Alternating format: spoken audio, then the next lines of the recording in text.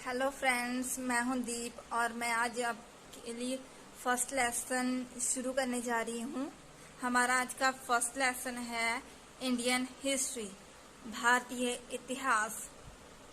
Okay friends,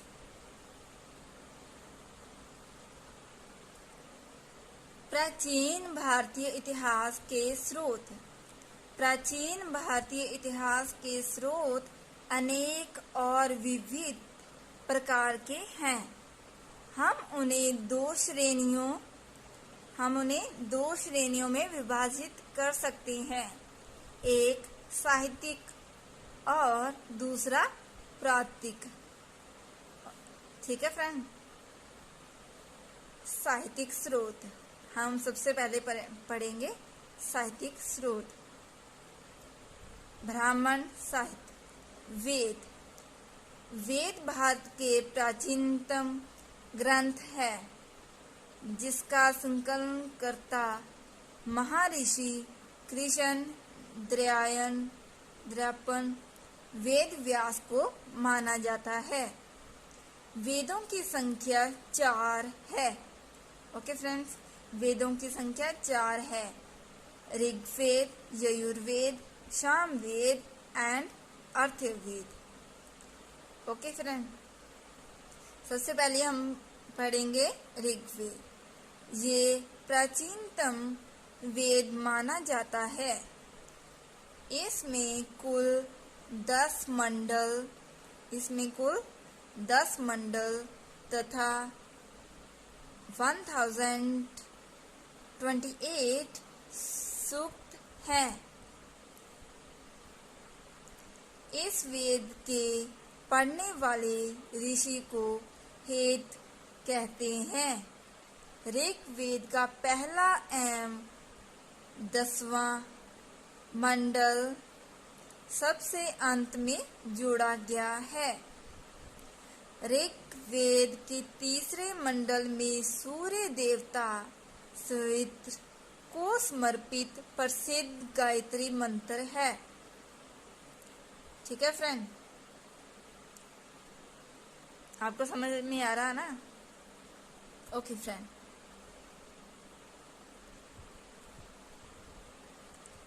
नौवें मंडल में देवता सोम का उल्लेख है तथा 10वें मंडल में चतुर्वर्ण व्यवस्था का उल्लेख है।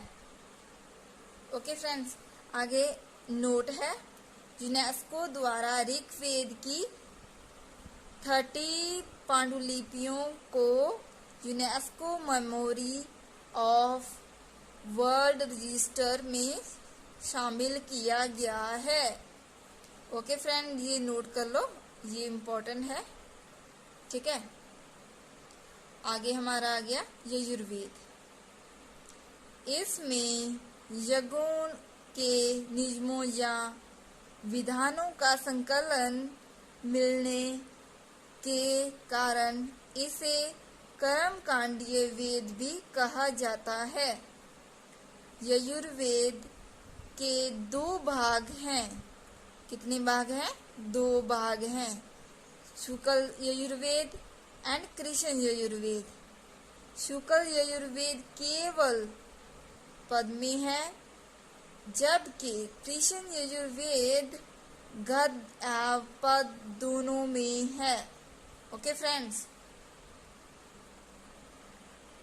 शुक्ल यजुर्वेद को वाजस्नेय संहिता कहा जाता है। यजुर्वेद के मंत्रों का उच्चारण करने वाला पुरोहित अधिवयुक्त कहलाता है। ओके फ्रेंड्स, आगे हमारा आ गया सामवेद। सामवेद का अर्थ गान होता है। सामवेद का अर्थ क्या होता है? गान होता है। सामवेद में मुख्यतः यज्ञों के अवसर पर गाए जाने वाले मंत्रों का संग्रह है। सामवेद से ही भारतीय संगीत की उत्पत्ति मानी जाती है। इस ग्रंथ में कुल 1875 रचनाएं हैं, जिनमें मूल रूप से 99 रचनाएं ही सामवेद की हैं। शेष ऋग्वेद से ली गई रचनाएं हैं। ओके फ्रेंड्स, सामवेद के मंत्रों को गाने वाला उद्गाता कहलाता है। उद्गाता। ओके। अर्थववेद। पॉइंट 1, तीन वेदों के बाद अंत में इसकी रचना अर्थ तथा अंगिरस ऋषि द्वारा की गई, इसीलिए इसे अर्थवगीस वेद भी कहा जाता है। इसमें ब्रह्म ज्ञान, धर्म, औषधि प्रयोग, रोग निवारण, जादू टोना, तंत्र मंत्र आदि अनेक विषयों का वर्णन है। अर्थववेद के मंत्रों का उच्चारण करने वाला पुरोहित ब्रह्म कहलाता है। ओके फ्रेंड्स, नोट, इन 4 वेदों को संहिता कहा जाता है। वेद संबंधित ब्रह्म ग्रंथ संबंधित उपनिषद, ऋग्वेद, यजुर्वेद, सामवेद, अर्थववेद। ऋग्वेद ब्रह्म ग्रंथ, ऐत्रेय कौशिकी, यजुर्वेद शतपथ, तैत्तिरीय, कठोपनिषद, ईशोपनिषद,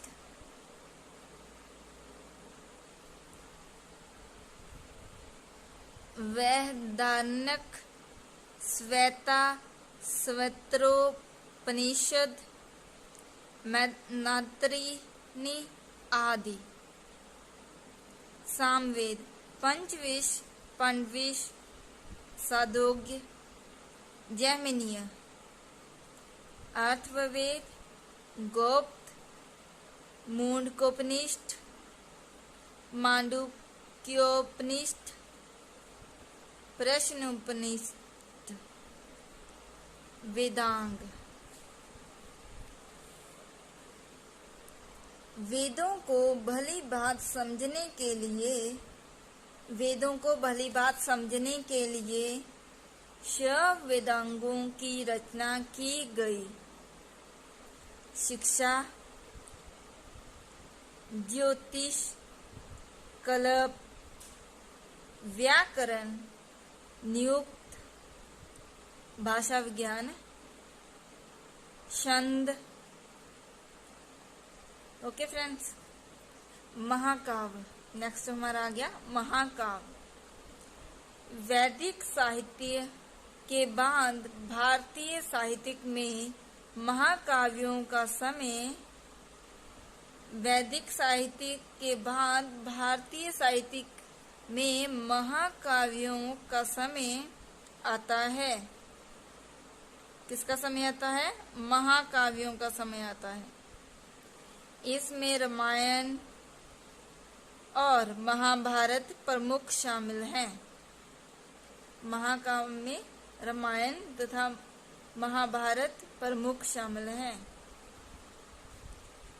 रामायण की रचना महर्षि वाल्मीकि। रामायण की रचना किसने की? महर्षि वाल्मीकि। तथा महाभारत की रचना महर्षि वेद व्यास ने की। रामायण की रचना की महर्षि वाल्मीकि ने। महाभारत की रचना की महर्षि वेद व्यास ने। Okay friends, thank you friends. आगे हम पढ़ेंगे नेक्स्ट वीडियो में। Okay friends, thank you, have a nice day. Please like, subscribe and share.